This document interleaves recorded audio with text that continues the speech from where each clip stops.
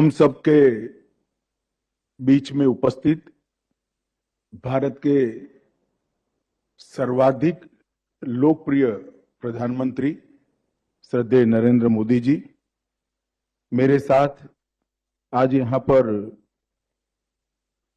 इस कार्यक्रम में उपस्थित CDS lieutenant general Anil Chauhan ji, हमारे उपराज्यपाल एडमिरल डीके जोशी जी, अजय कुमार भल्ला जी, श्री केशव चंद्र जी, और आज जो इस कार्यक्रम की आत्मा है, ऐसे हमारे सभी परमवीर चक्र प्राप्त वीरों के परिवारजन और जिन्होंने परमवीर चक्र को प्राप्त कर फिर से देश के लिए वापिस आने का भी साहस बताया है, ऐसे तीनों परमवीर चक्र प्राप्त जवानों को मैं आज के कार्यक्रम में स्वागत करता हूं। मित्रों, आज का दिन भारतीय सेना के तीनों अंगों के लिए बहुत महत्वपूर्ण दिन है, क्योंकि मैंने आज यहां आने से पहले कल थोड़ा ढूंढने का प्रयास किया था।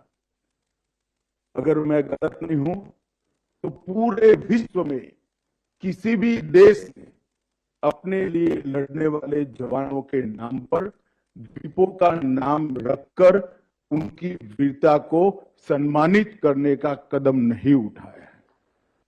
आज भारत के प्रधानमंत्री जी की ये पहल कि अंडमान निकोबार द्वीप समूह के 21 बड़े द्वीपों को हमारे परमवीर चक्र विजेताओं के नाम के साथ जोड़कर उनकी स्मृति को जब तक ये पृथ्वी रहेगी तब तक चिरंजीव करने का ये प्रयास मैं मानता हूं तीनों सेनाओं के लिए बहुत बड़ा उत्साहवर्धन करने वाला है।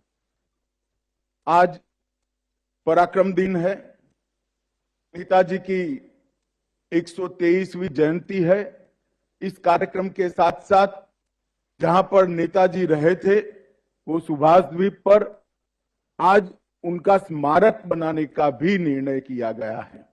ये दोनों कार्यक्रम, ये दोनों निर्णय देश के प्रधानमंत्री के निर्णय अंडमान निकोबार को फिर से एक बार अंडमान निकोबार द्वीप समूह को स्वतंत्रता की स्मृतियों के साथ समग्र देश के साथ जोड़ने वाले निर्णय है और मैं इसका बहुत बहुत मन से स्वागत करता हूं।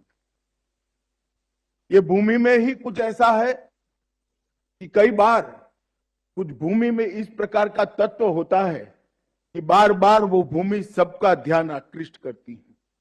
सन 57 की क्रांति के बाद जब अंग्रेजों ने निर्मम अत्याचार करना शुरू किया, तब यही भूमि पर हमारे क्रांतिवीरों को लाकर रखा, यही सेल्यूलर जेल बनाया। उस वक्त हजारों निश्वास के साथ इस यातनाओं को सहन करने वाले हमारे स्वतंत्रता वीरों को इसी भूमि ने मां बनकर सांत्वना देने का काम किया। और आज मेरे जैसे कई लोग ऐसा मानते हैं ये सेल्यूलर जेल नहीं है, आजादी के लड़ाई का ये बहुत बड़ा तीर्थ स्थान है।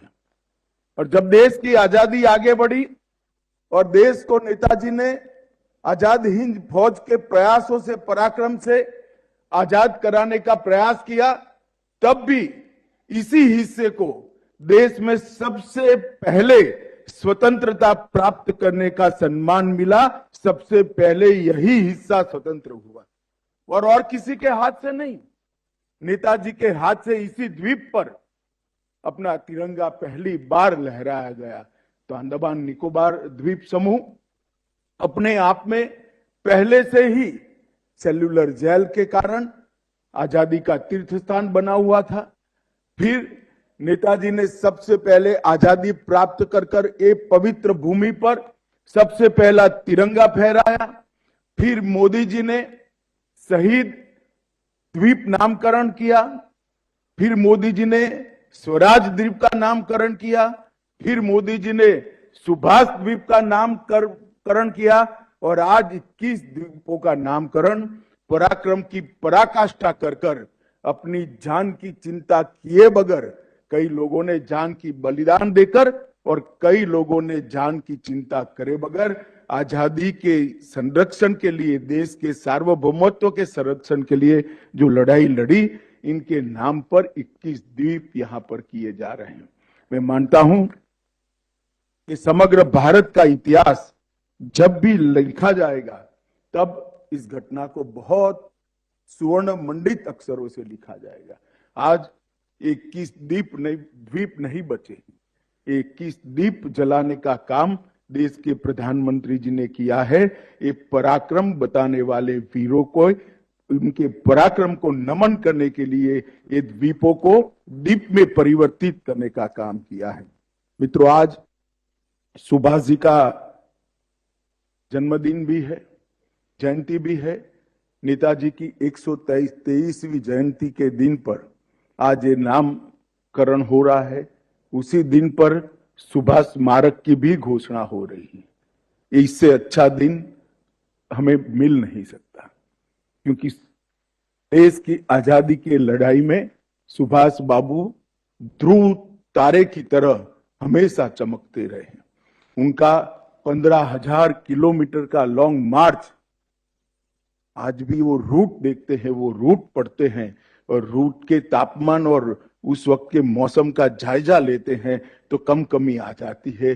कितना साहस होगा वो व्यक्ति में जो कलकत्ते से लेकर बर्लिन तक बाय मोटर एक गाड़ी से -45 डिग्री टेम्परेचर से गुजरते हुए देश को आजाद कराने के लिए पहुंचा। परंतु दुर्भाग्य की बात है, सुभाष बाबू को भुलाने का बहुत प्रयास हुआ, मगर कहते हैं ना, जो वीर होते हैं वो अपनी स्मृति के लिए किसी के मोहताज नहीं होते हैं, वो स्मृति उनकी वीरता के साथ ही हुई। नरेंद्र भाई ने प्रधानमंत्री बनने के बाद आज कर्तव्य पथ पर सम्मान के साथ देश के गौरव के समान सुभाष बाबू की मूर्ति लगाने का काम किया। आज के दिन को पराक्रम दिन घोषित करने का काम किया और आज ही के दिन ये द्वीप, सुभाष द्वीप को एक सुभाष बाबू के स्मारक के रूप में घोषित कर उसको विकसित कर जो जो लोग यहाँ आएंगे वो सब सुभाष बाबू को पीढ़ियों तक नतमस्तक होकर श्रद्धांजलि दे पाए, इस प्रकार की व्यवस्था करने का काम किया है। मैं पूरे देश की ओर से प्रधानमंत्री जी को ये दोनों फैसलों के लिए मन से बहुत बहुत धन्यवाद और साधुवाद देना चाहता हूं। मित्रों, जब रॉस आइलैंड का नाम सुभाष बोस द्वीप किया गया, नील आइलैंड का नाम शहीद द्वीप और हेवलॉक आइलैंड का नाम स्वराज द्वीप किया गया, तब ही देश में अंडमान निकोबार के लिए एक चर्चा जगी थी।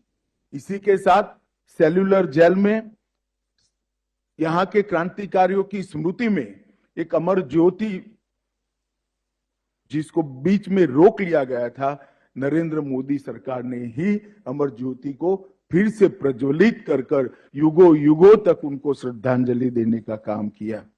आज मेजर सोमनाथ शर्मा से लेकर सूबेदार मेजर योगेंद्र सिंह यादव तक सभी पराक्रमी हमारे सेना नायकों को एक हमेशा के लिए स्मृति में संजोने का काम मोदी जी ने किया है। मुझे विश्वास है कि आने वाली कई पीढ़ियां इससे प्रेरणा लेगी, देशभक्ति के, पराक्रम के और शौर्य के संस्कार से सिंचित होगी। आज जो यहाँ पर एक दूसरा काम हुआ है, नेताजी स्मारक की घोषणा, उसमें वो द्वीप पर, सुभाष द्वीप पर म्यूजियम भी बनाया जाएगा, एक गाइडेड ट्रेल भी, रूट बनाया जाएगा। पोर्ट ब्लेयर और इस द्वीप के बीच में समुद्र की लहरों का आनंद पर्यटक ले पाए, इसलिए रोपवे भी बनाया जाएगा। लेजर और लाइट एंड साउंड शो भी बनाए जाएंगे और अम्यूजमेंट पार्क और खाने पीने की व्यवस्थाएं भी की जाएगी। ये स्मारक को एक ऐसा स्मारक बनाने का भारत सरकार का प्रयास है जिससे सुभाष बाबू के पराक्रम को आने वाले कई सालों तक कई पीढ़ियां इससे संस्कार ले सके, इससे प्रेरणा ले सके।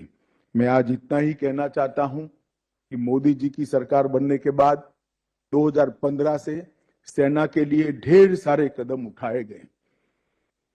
वन रैंक वन पेंशन का मसला हल किया गया। सेना के एडमिनिस्ट्रेटिव स्ट्रक्चर में ऐतिहासिक परिवर्तन किए गए। सेना को, हमारी पूरी डिफेंस सिस्टम को आत्मनिर्भर बनाने का प्रयास किया गया। आधुनिक हथियारों से, आधुनिक संचार व्यवस्था से तीनों सेनाओं को लैस करने के लिए ढेर सारे कदम उठाए गए।